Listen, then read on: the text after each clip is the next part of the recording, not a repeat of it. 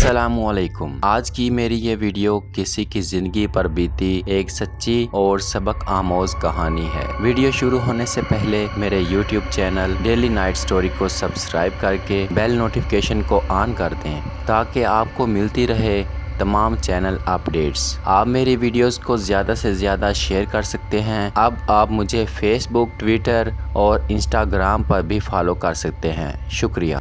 और रोशनी जिस जगह हो रही थी वहाँ एक शानदार लैंड क्रूज़र खड़ी हुई थी और लैंड क्रूज़र की ड्राइविंग सीट पर लंबे कद्दो-कामत की एक खूबसूरत औरत जिसकी उम्र 30-32 साल के करीब होगी मौजूद थी। सबसे बड़ी पहचान उसकी ये थी कि उसकी आंखों की जगह दो सब्ज़ रंग के मध्यम मध्यम बल्ब रोशन थे और यह भी एक नाकाबिल यकीन सी बात थी कि वो रोशनी इसकी आंखों ही से फूट रही थी। उसने मुस्कुराते हुए इसका खैर मकदम किया और बोली, आज़म नगरी के सबसे दौलतमंद इंसान, आज़म नगरी के सबसे खूबसूरत जवान दलेर शाह का मैं खैर मकदम करती हूँ। दलेर शाह, बद्रीनाथ ने हैरानी से कहा, आओ मेरे साथ बैठ जाओ। औरत ने कहा और बद्रीनाथ उसके बराबर वाली सीट पर बैठ गया। खूबसूरत और स्मार्ट औरत ने लैंड क्रूज़र स्टार्ट की और बे आवाज़ लैंड क्रूज़र आगे बढ़ गई। बद्रीनाथ के पास अभी सोचने के लिए बहुत कुछ मौजूद था। उसने औरत से सिर्फ एक सवाल किया, और अगर मुझे तुम्हें किसी नाम से पुकारना हुआ तो मैं तुम्हें किस नाम से पुकारूं? उसने कहा, सुनालिया। औरत ने जवाब दिया, सुनालिया। बद्रीनाथ ज़ेरे लब बुड़बुड़ाया, हाँ, और अब चूँकि तुम नए दौर और नई दुनिया में सांस ले रहे हो इसलिए तुम्हें एक मॉडर्न ज़िंदगी गुजारना होगी।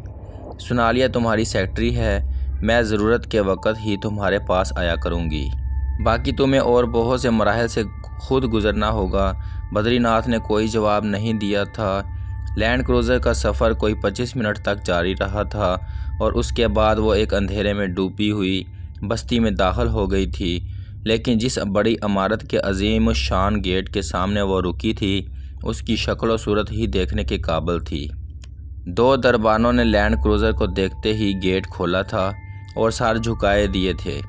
लैंड क्रूज़र अंदर दाखिल होकर पूरज पोश में रुक गई और सुनालिया ने नीचे उतर कर उसका दरवाज़ा खोला। बद्रीनाथ भी नीचे उतर गया था। फिर वो पुरवकार कदमों से चलता हुआ सुनालिया के साथ इस अजीम शान इमारत के बड़े गेट में दाखिल हुआ और सुनालिया इस एक वसी और अरीज़ कॉरिडोर से गुजारकर एक कमरे के दरवाजे तक ले गई। उसने बड़े पुरअदब अंदाज में दरवाज़ा खोला था और फिर कहा था, ये आपकी ख्वाबगाह है, दलेर शाह अंदर तशरीफ़ ले जाइए। जैसा कि मेहमान गुरु या महासामली ने आपको बताया, दलेर शाह के दीन धर्म सब इंसान के अपने बनाए हुए हैं। ये महासामली का नज़रिया है। चुनाचे नामों से कुछ फ़र्क नहीं पड़ता, अलबत्ता आपको तरीक़ा वही इख्तियार करना होगा जो आपके नाम से मुताबिकत रखता है।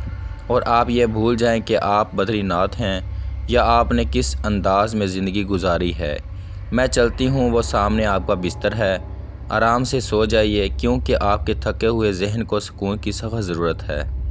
दलेर शाह यानी बद्रीनाथ ने अचानक ये महसूस किया कि वाकई वो नींद की ज़रूरत महसूस कर रहा है। चुनाचे वो आहिस्ता आहिस्ता चलता हुआ इस अजीम शान बिस्तर के पास पहुंचा जो बहुत ही नरम और आरामदाह था। बिस्तर पर बैठकर उसे कुछ अजीब सा महसूस हुआ। उसने तो ज़िंदगी भर कभी इस तरह का माहौल या बिस्तर नहीं देखा था, या अच्छा हुआ या बुरा, अब इस बारे में सोचना बिल्कुल गलत था। उसने तो अपने आप को कसौटी पर रख दिया था।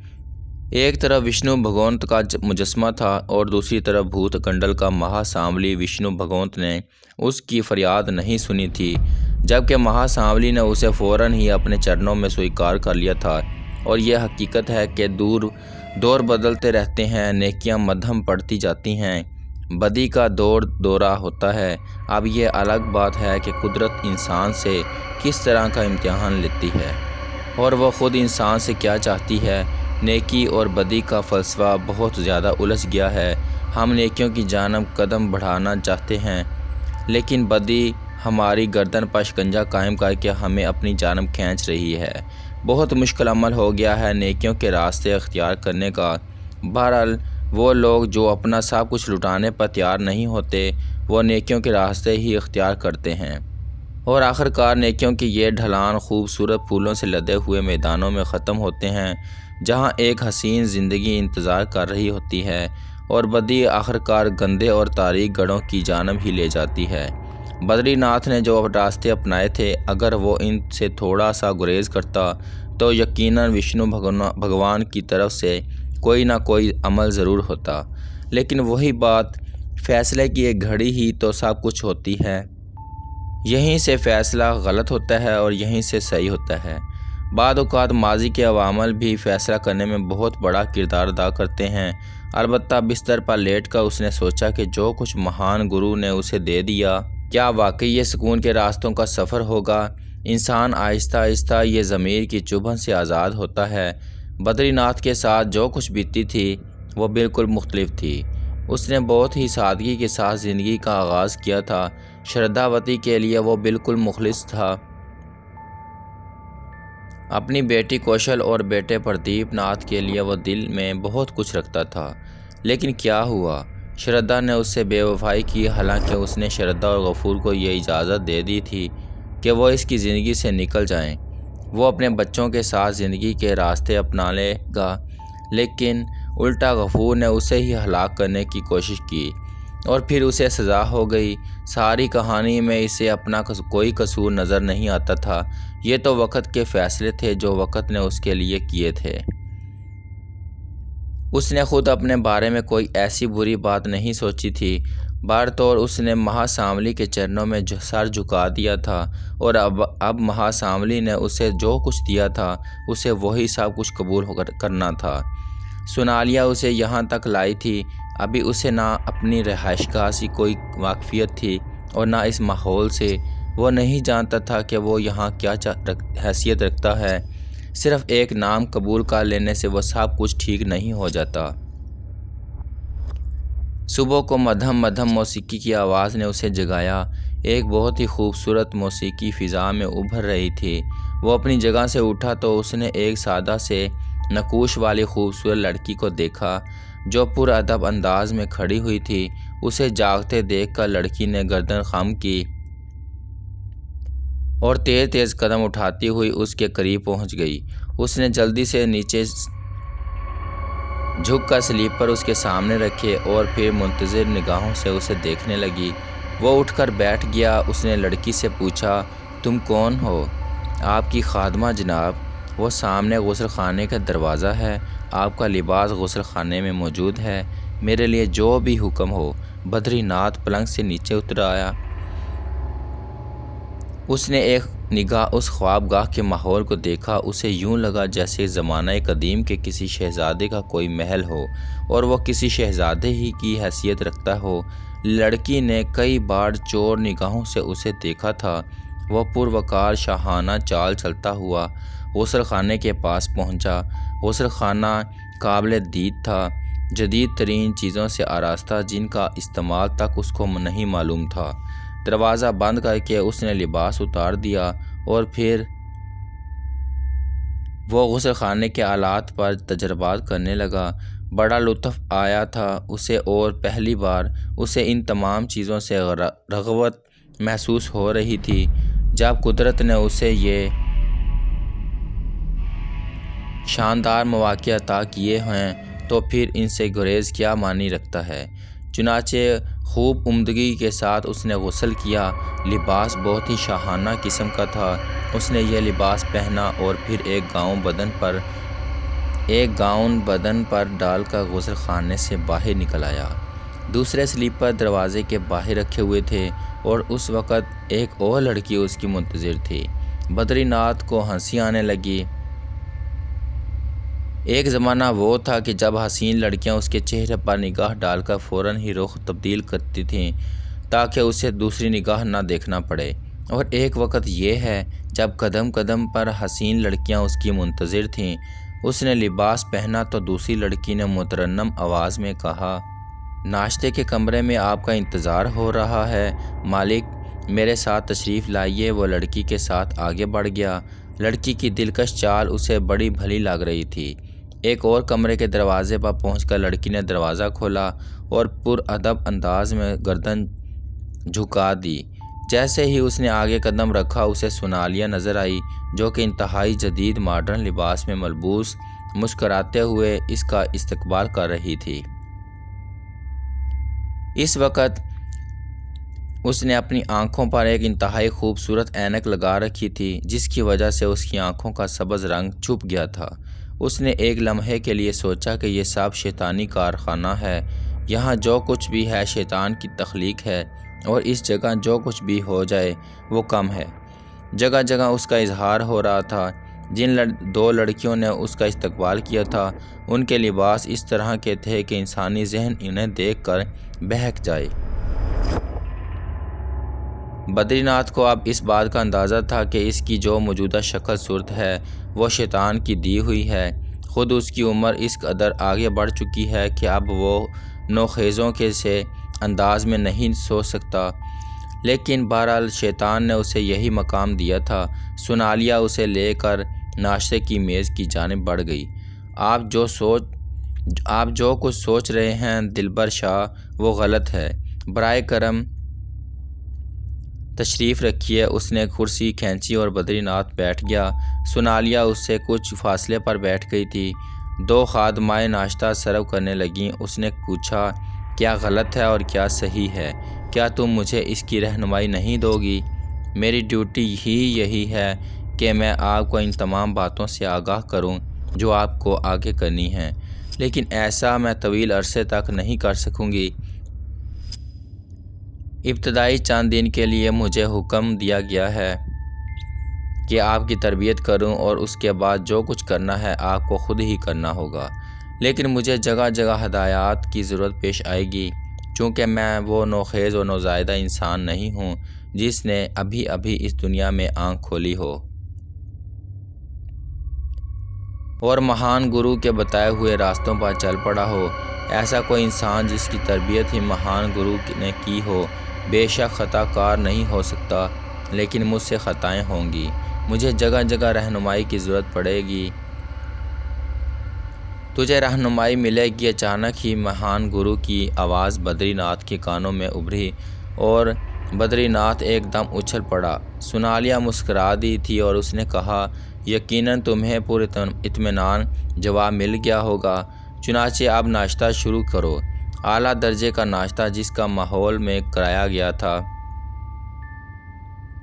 وہ بدری ناتھ کے لیے بڑا دلکش اور سنسنی خیز تھا۔ وہ محسوس کر رہا تھا کہ انسانی فطرت طور پر تعیشات کا دلدادہ ہے۔ اب یہ الگ بات ہے کہ بعض لوگ زمین پر گھسٹ کر بھی غذا حاصل کرتے ہیں اور زندگی گزارتے ہیں۔ ان کے نزدیک زندگی وہی ہوتی ہے۔ بدری ناتھ کو یہ دوہری کیفیت ملی تھی۔ حقیقتاً دو مندری کا مطلب دو مندری ہی تھا۔ بہرحال ناشتہ کیا گیا اور سونالیہ نے ناشتے سے فراغت کے بعد کہا، آئیے آپ کو آپ کی رہائش گاہ کی سیر کرائی جائے، اور پھر میں آپ کو بتاؤں گی کہ آپ کی اصل شخصیت کیا ہے۔ یہ رہائش گاہ دراصل کسی قدیم دور کے بادشاہ کا محل ہی تھا، گو جدید انداز میں بنا ہوا تھا۔ یہاں حسین ترین باغ بھی تھا جس میں بہت ہی عمدہ قسم کا سوئمنگ پول۔ اس کے علاوہ یہاں بہت سی خادمائیں تھیں۔ مرد بہت ہی کم نظر آ رہے تھے۔ اس بارے میں ایک حسین پھولوں کی گنج میں سفید سنگ مرمر کے بینچ پر بیٹھ کر بدری ناتھ نے سوال کر ہی ڈالا، یہاں لڑکیوں کی بہت بہتات ہے۔ سونالیہ مسکرا دی، پھر اس نے کہا، جنس مخالف کی حیثیت کے بارے میں آپ کیا کہتے ہیں؟ دلیر شاہ صاحب، بہت سے معاملات میں میرے تجربات محدود ہیں۔ اگر تمہیں بھی میری زندگی کے پچھلے دور کے بارے میں معلوم ہے تو تم یہ سمجھ لو کہ میں نے جو زندگی گزاری ہے وہ بہت عجیب ہے۔ یہی تو مہان گرو کا عمل ہے۔ اگر تم پہلے ہی سے مہان گرو کے چیلے ہوتے تو شاید مہان گرو تمہیں وہ اہمیت نہ دیتے۔ ایک نیک انسان کو مہان گرو اپنے پھیر میں لا کر زیادہ خوشی محسوس کرتے ہیں، اور تم اسی لیے ان کی پسند ہو۔ میں تمہیں یہ بتا رہی تھی کہ جنس مخالف کی دلکشی انسان کے ذہن میں بڑے بڑے خیالات پیدا کرتی رہتی ہے۔ ابھی تو کچھ نہیں، آگے آگے تمہیں جن لمحات کا سامنا کرنا پڑے گا وہ تمہارے لیے بڑے سنسنی خیز ہوں گے، لیکن خیال رکھنا کہ جو وعدہ مہان گرو سے کیا گیا ہے اس کی تکمیل نہایت ضروری ہے۔ جہاں بھی تم نے ان کے احکامات سے منہ پھیرا، ایک بدترین وقت تمہارا انتظار کرے گا۔ بدری ناتھ دل ہی دل میں کام کر رہ گیا تھا۔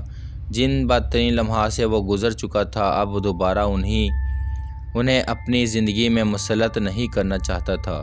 ویسے اپنے آپ کو ٹٹولتے ہوئے اسے یہ خیال بھی آیا تھا کہ انسان ہر حال میں طیش پسند ہے، اور اگر اسے اس طرح کی پراسرار قوتیں حاصل ہو جائیں تو پھر کیا ہی بات ہے۔ لیکن چونکہ فطری طور پر شریف آدمی رہا تھا، اس لیے یہ سب کچھ اپناتے ہوئے اسے بار بار تکلیف کا احساس ہوتا تھا، اور وہ یہ کہہ کر اپنے دل کو بہلا لیا کرتا تھا کہ آہستہ آہستہ وہ ان باتوں کا عادی ہو جائے گا۔ اس کائنات میں وہی تنہا نہیں ہے جو مہا سانولی کا چیلا ہے، بلکہ یہ دور تو بہت ہی عجیب گزر رہا ہے۔ بہرحال دوسرے دن اسے سونالیہ نے صبح کے ناشتے کے بعد اخبارات دکھائے۔ ان اخبارات میں اس کی تصاویر چھپی ہوئی تھیں، اور بے شمار افراد نے عظیم جاگیردار اعظم نگری کے بادشاہ دلیر شاہ کو پورب سے واپسی پر مبارکباد دی تھی۔ ان اخبارات سے بھی اسے اپنے آنے والی حیثیت کے بارے میں اندازہ ہوا تھا۔ ہر شخص کو کوئی نہ کوئی مقام تو ملتا ہی ہے۔ اعظم نگری کا سب سے بڑا ذمہ دار، سب سے بڑا جاگیردار، بے شمار صنعتوں کا مالک، اور اعظم نگری میں ہی تھا نہیں بلکہ دلیر شاہ کے کاروبار تو دنیا کے مختلف ملکوں میں پھیلے ہوئے تھے۔ یہ شخصیت دلیر شاہ کو دی گئی تھی۔ البتہ ان تمام اخبارات کو پڑھ کر بدری ناتھ نے یہ ضرور سوچا، یہ شیطانی کارخانہ آخر کس انداز میں چلتا ہے۔ اس سے پہلے بھی دلیر شاہ نامی کوئی شخص آخر ہوگا تو صحیح، اور اگر تھا تو کیا اس کے شناسہ نہیں تھے؟ یہ بھی ایک عجیب بات تھی کہ ابھی تک کسی نے اس کے چہرے مہرے پر اعتراض نہیں کیا تھا، اور اس کا جواب بھی اس نے خود ہی اپنے آپ کو دے لیا۔ ظاہر ہے یہ میری اپنی شکل نہیں ہے، میں تو ایک منحوس قسم کا بوڑھا آدمی ہوں۔ مجھے یہ رنگ و روپ، یہ حسن و شباب تو بھوت کنڈل سے ملا ہے، اور مہان گرو نے یہ سب کچھ بنایا ہے۔ جے مہا سانولی، جے مہا سانولی، یہ شاید آخری الفاظ تھے جو کسی برائی سے خوفزدہ ہوتے ہوئے اس کے منہ سے نکلے تھے، اور اس کے بعد اس کے دل کو ایک عظیم تقویت ملی۔ میں آج آپ کو اعظم نگری کی سیر کراؤں گی، آپ کی جاگیریں دکھاؤں گی۔ حالانکہ یہ آسان کام نہیں ہے، لیکن ہمارے پاس اس کا معقول بندوبست ہے۔ وہ معقول بندوبست بھی بے مثال تھا۔ سب سے پہلے ایک شاندار کار میں سے اسے اعظم نگری کی سیر کرائی گئی۔ بہت بڑا شہر تھا، انتہائی حسین عمارتوں سے، سڑکوں اور بازاروں سے آراستہ۔ اس سے پہلے بدری ناتھ نے کبھی یہ شہر نہیں دیکھا تھا۔ ہاں، اعظم نگری کا نام ضرور سنا ہوا تھا، لیکن جہاں وہ رہتا تھا وہاں سے اعظم نگری بہت فاصلے پر تھی، اور کبھی اس طرف آنا نہیں ہوا تھا۔ بہرحال وہ اعظم نگری کے گلیاں، کوچے، شہر اور بازار دیکھتا رہا، اور سونالیہ اس کی رہنمائی کرتی رہی۔ ان تمام چیزوں سے فراغت حاصل کرنے کے بعد سونالیہ، جو خود کار ڈرائیو کر رہی تھی، شہر سے باہر جانے والے راستے کی جانب بڑھ گئی، اور پھر اس نے پہاڑی گزرگاہوں کے درمیان سے گزرتے ہوئے ایک ذیلی سڑک پر کار موڑ دی۔ بدری ناتھ اس جگہ کے بارے میں کچھ بھی نہیں جانتا تھا، لیکن تھوڑی دیر کے بعد کار جس جگہ رکی وہاں 2 ہیلی کاپٹر کھڑے ہوئے تھے، اور ہیلی کاپٹروں کے نزدیک ان کے پائلٹ موجود تھے۔ 2 اور افراد بھی ادھر ادھر آ جا رہے تھے۔ بدری ناتھ دم سادھے ہوئے ان تمام چیزوں کو دیکھتا رہا۔ اسے ایک ہیلی کاپٹر تک لے جایا گیا، اور پھر وہ ہیلی کاپٹر میں سوار ہو گیا۔ سونالیہ بھی اس کے پاس ہی بیٹھ گئی تھی۔ وہ مسکراتی نگاہوں سے بدری ناتھ کو دیکھ رہی تھی۔ پھر اس نے کہا، اب میں آپ کو آپ کی جاگیر کی سیر کراتی ہوں۔ جن زمینوں کی اسے ہیلی کاپٹر کے ذریعے سیر کرائی گئی وہ سرسبز و شاداب تھیں اور بے مثال حیثیت کی حامل۔ بہت دیر تک وہ ان زمینوں کی سیر کرتا رہا، اور سونالیہ اسے ان زمینوں کے بارے میں بتانے لگی۔ اس کے بے شمار باغات تھے، بے شمار زمینیں تھیں۔ اعظم نگری کے قرب و جوار میں اس کی کئی فیکٹریاں اور مل کام کر رہے تھے، جن کے بارے میں سونالیہ اسے بتاتی رہی۔ پھر تھوڑی دیر کے بعد ہیلی کاپٹر اپنی جگہ آ کر اتر گیا۔ نیچی پرواز کے ذریعے اسے تمام معاملات سے آگاہ کیا گیا تھا، اور پھر کار واپس اس عالی شان عمارت کی طرف واپس جانے لگی۔ رہائش گاہ کے ایک گوشے میں شام کی چائے پیتے ہوئے بدری ناتھ نے سوال کیا، میں ان تمام چیزوں کا تنہا وارث ہوں؟ وارث نہیں مالک، اور تمہیں یہ سب کچھ مہا سانولی نے عطا کیا ہے۔ ایک سوال کا جواب چاہتا ہوں میں، بدری ناتھ نے پوچھا، اور سونالیہ سوالیہ نگاہوں سے اسے دیکھنے لگی۔ ہاں پوچھو۔ مہا گرو کے تو کروڑوں چیلے ہیں، کیا انہوں نے ہر چیلے کو یہ مقام دیا ہے؟ سونالیہ نے آنکھوں پر لگا ہوا چشمہ اتارا اور اپنی غیر انسانی سبز آنکھوں سے اسے دیکھا۔ ان آنکھوں کا سبزی مائل رنگ سرخی میں تبدیل ہو رہا تھا، اور پھر اس کے منہ سے جو آواز نکلی وہ اس کی اپنی آواز نہیں تھی، ایک بھیانک اور مکروہ آواز جو اس نے بھوت کنڈل میں سنی تھی، اس خوفناک پتھریلے مجسمے کے حلق سے جس کے دانت لمبے لمبے اور آنکھیں شعلے اگل رہی تھیں۔ اس وقت وہی شعلہ بار آنکھیں اسے گھور رہی تھیں۔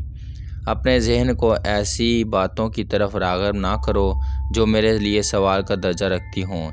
میرے لاکھوں چیلے کہاں ہیں اور کس حال میں ہیں اور کیا کر رہے ہیں، یہ سوچنا تمہارا کام نہیں ہے۔ تمہیں جو مقام اور جگہ ملی ہے، اس کے بدلے میں تمہیں جو عمل کرنا ہے، بس اس کو یاد رکھو۔ ایسے سوالات کو اپنے ذہن میں جگہ نہ دو جو میرے لیے ناپسندیدہ ہوں۔ क्षमा چاہتا ہوں مہان گرو، क्षमा چاہتا ہوں۔ بد نصیب ہوں، انسانی ذہن رکھتا ہوں، اور انسانی ذہن میں ایسے خیالات آ ہی جاتے ہیں۔ کل تم سیر و سیاحت کے لیے نکلو گے، شکار گاہ میں جاؤ گے، شکار کھیلو اور عیش و عشرت سے وقت گزارو۔ تمہیں تمہارے دوسرے کام کی اطلاع سونالیہ دے دے گی۔ سونالیہ کے حلق سے مہا گرو کی آواز بلند ہوئی، اور اس کے بعد اس نے چشمہ اٹھا کر آنکھوں پر لگا لیا۔ بدری ناتھ تھر تھر کانپ رہا تھا، اور سونالیہ سرد نگاہوں سے اس کا جائزہ لے رہی تھی، اور پھر سونالیہ کی اپنی آواز ابھری، نہیں دلیر شاہ، خوفزدہ ہونے کی ضرورت نہیں، ابھی تم ابتدائی منظروں میں ہو، اس لیے ہر طرح کے سوال کر سکتے ہو۔ لیکن جیسا کہ مہا سانولی کا حکم ہے کہ وہ سوالات مت کرو جو مہا سانولی کی شخصیت کے متعلق ہوں، باقی ہر طرح کے سوالات کرنا تمہارا حق ہے۔ میں خیال رکھوں گا۔ بدری ناتھ کی کانپتی ہوئی آواز ابھری۔ سارا فیضی ہمدان فیضی کی اکلوتی بیٹی تھی۔ ساؤتھ افریقہ ہی میں پیدا ہوئی، وہیں تعلیم حاصل کی، وہیں زندگی گزاری، لیکن ہمدان فیضی کو اپنے وطن سے عشق تھا۔ وہ خود ملک سے باہر نہیں گیا تھا، بلکہ اس کا والد اسے ملک سے باہر لے گیا تھا، اور پھر وہیں اس نے اپنے کاروبار کی بنیاد ڈالی، اور اس کا عظیم الشان کاروبار ساؤتھ افریقہ میں بلکہ آس پاس کے دوسرے علاقے میں بھی پھیل گیا، اور ہمدان فیضی نے وہیں زندگی گزاری۔ سارا فیضی کی ماں بھی وہیں سے تعلق رکھتی تھی، اور سارا فیضی بھی وہیں پیدا ہوئی تھی، لیکن ہمدان فیضی نے، جسے شروع ہی سے اپنے وطن سے پیار تھا، سارا فیضی کی پرورش اس انداز میں کی کہ وہ اپنے وطن کو نہ بھول سکی۔ وطن کے لیے سارا فیضی کے دل میں بڑا پیار، بڑی محبت تھی۔ ہمدان فیضی کا والد جو اب ضعیف ہو چکا تھا، کچھ اس طرح کے حالات کا شکار ہوا تھا کہ اس نے وطن واپسی ضروری نہیں سمجھی تھی، لیکن اس کے انتقال کے فوراً بعد ہمدان فیضی نے اپنے اثاثے فوراً فروخت کرنا شروع کر دیے۔ بے شک کاروبار اپنی جگہ اور کاروباری نظام کو اس کے نمائندے بڑی خوش اسلوبی سے سنبھال سکتے تھے، لیکن ہمدان فیضی نے اپنی بیوی اور سارا فیضی سے کہا تھا کہ اب وہ اپنی بقیہ زندگی اپنے وطن میں ہی گزارنا چاہتا ہے۔ سارا کی ماں، جو ساؤتھ افریقہ ہی میں سے تعلق رکھتی تھی، وہ اس سلسلے میں بہت زیادہ دلچسپی کا اظہار نہیں کر رہی تھی، لیکن سارا خوشی سے دیوانی ہو گئی تھی۔ اسے مشرق سے پیار تھا۔ اپنے وطن کی اس نے صرف کہانیاں سنی تھیں، لیکن انہیں اس طرح یاد کر لیا تھا کہ اب وطن اسے 1% بھی اجنبی محسوس نہیں ہوتا تھا۔ وہ یہاں طرز زندگی، یہاں بولی جانے والی زبانوں سے اس طرح واقف ہو گئی تھی جیسے اس نے وہیں جنم لیا ہو۔ وہ گھوڑے سواری کی شوقین تھی، سیر و شکار کی رسیا تھی، لیکن اس کے ساتھ ساتھ ہی اس نے مشرق کا معیار بھی متعین کیا تھا، اور اکثر حمدان فیضی اسے بتاتا رہتا تھا وقت بہت بدل گیا ہے، میرے وطن میں بھی جدیدیت داخل ہو گئی ہے، لیکن اب بھی وہاں مشرقی روایات کو پامال نہیں کیا جاتا۔ پاپا کیا وہاں لڑکیاں سیر و شکار نہیں کرتی؟ بیٹے تنہا نہیں، لیکن وقت نے سب کچھ کر دیا تھا۔ پاپا مجھے وہاں جا کر کیا کرنا ہوگا؟ کچھ نہیں بیٹے، ہمارا آبائی شہر اعظم نگری ہے، اور اعظم نگری میں میرے باپ دادا کی ایک پرانی حویلی ہے، بلکہ تم یوں سمجھ لو کہ قدیم دور کا حسین نمونہ۔ میں چونکہ وہاں جاتا رہتا ہوں، اس لیے اس حویلی کو میں نے انتہائی شاندار شکل دی ہے، اور تم دیکھو گی کہ اس کی نوعیت بڑی عجیب ہے۔ جلدی کریں پاپا، میں تو بغیر پروں کے اڑ کر وہاں جانا چاہتی ہوں۔ بس یہ سمجھ لو کہ چند ہی دن رہ گئے ہیں کہ ہم اپنے وطن روانہ ہو جائیں گے۔ آخر کار یہ چند دن بھی پورے ہو گئے۔ سارا، جسے اس کے حلقے میں سارا فیضی نہیں بلکہ پرنس سارا کہا جاتا تھا، خوشی سے پاگل ہو گئی تھی۔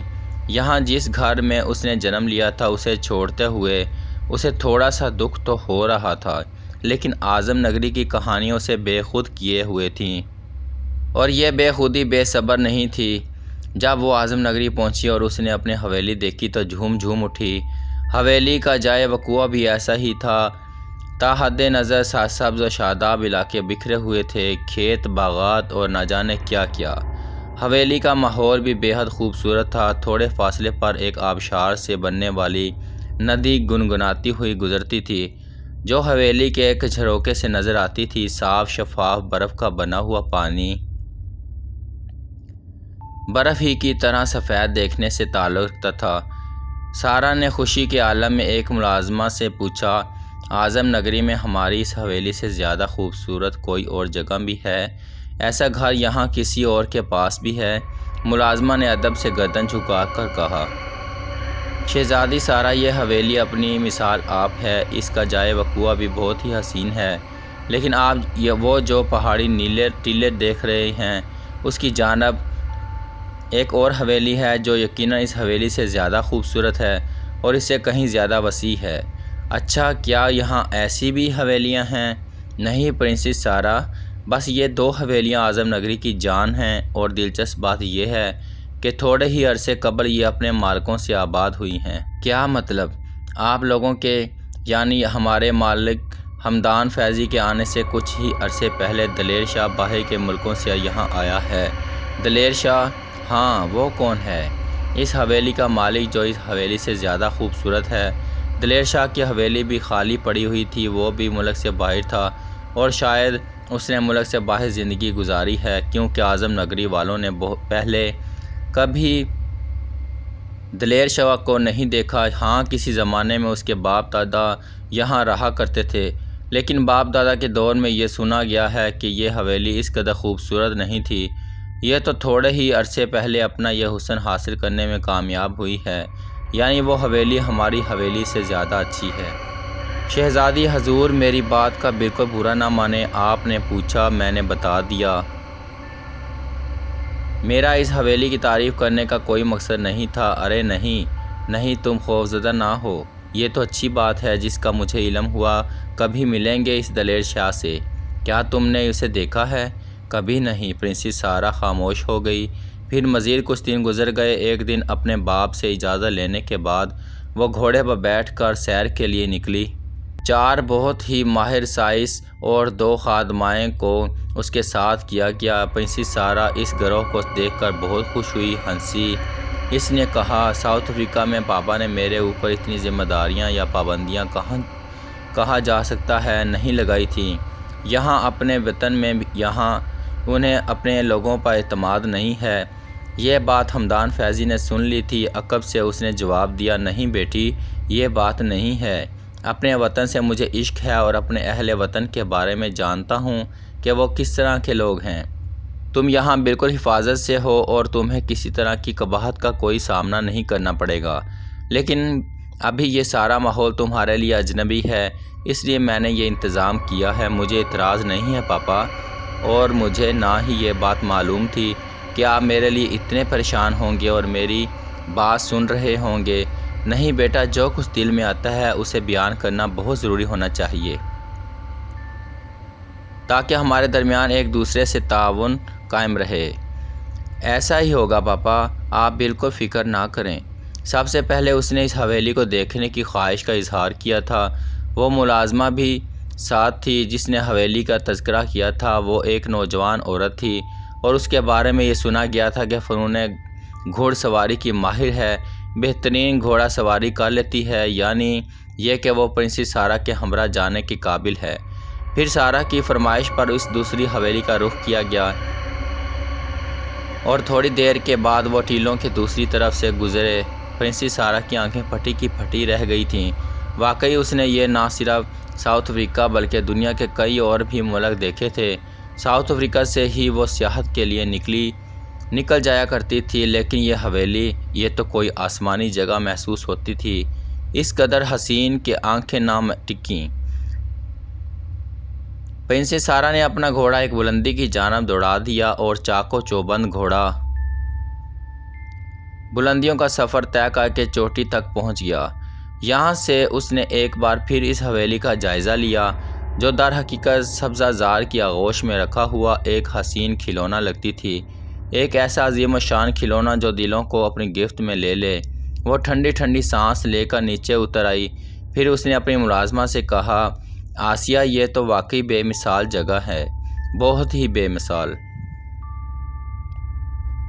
آسیہ نے کوئی جواب نہیں دیا۔ اس کے بعد وہ قرب و جوار کے سبزہ زاروں کی طرح سیر کرتی رہی، لیکن اس کے ذہن پر اس حویلی کا نقش بیٹھ گیا تھا اور وہ یہ سوچ رہی تھی کہ پتہ نہیں اس حویلی کا مالک کس طرح کا انسان ہوگا جو اس قدر خوبصورت حویلی میں رہتا ہے۔ دلیر شاہ کا نام اس کے سامنے لیا گیا تھا اور یہ بھی بتایا گیا تھا کہ یہ دلیر شاہ نے بھی زندگی باہر کی دنیا میں گزاری ہے۔ اندازہ تو یہ ہو رہا ہے کہ وہ کوئی واقعی سلیقے کا انسان ہوگا، سارہ نے سوچا۔ بہرحال اس سلسلے میں ہمدان فیضی یا اپنی ماں سے اس نے کوئی بات نہیں کی تھی۔ حویلی بے شک خوبصورت تھی، لیکن جس حویلی میں وہ رہ رہی تھی وہ بھی کسی طور کم نہیں تھی۔ اعظم نگر کے قرب و جوار کا جائزہ ایک خوبصورت تجربہ تھا۔ ماں باپ کو بھی کوئی اعتراض نہیں ہوا تھا کہ پھر اس دن بھی وہ حویلی کی طرف نہیں گئی تھی۔ البتہ ندی کے کنارے کنارے بہت دور تک جاتے ہوئے اس کی نگاہیں 2-3 بار ان اونچے پہاڑی ٹیلوں کی طرف اٹھی تھیں جو اس حویلی کی پشت پر تھیں، اور اس کے ذہن میں حویلی کے بارے میں بہت سے خیالات آئے تھے، لیکن ان خیالات میں کوئی بہت ہی انوکھا تصور نہیں تھا۔ البتہ ندی کے کنارے کنارے وہ بہت دور تک نکل آئی تو ایک خادم نے دست بستہ کہا، پرنسس، آپ کی سرحدیں یہاں ختم ہو جاتی ہیں، اس سے آگے دلیر شاہ کی چراگاہ ہے اور اس خوبصورت چراگاہ میں عام لوگوں کے شکار کھیلنے پر پابندی ہے۔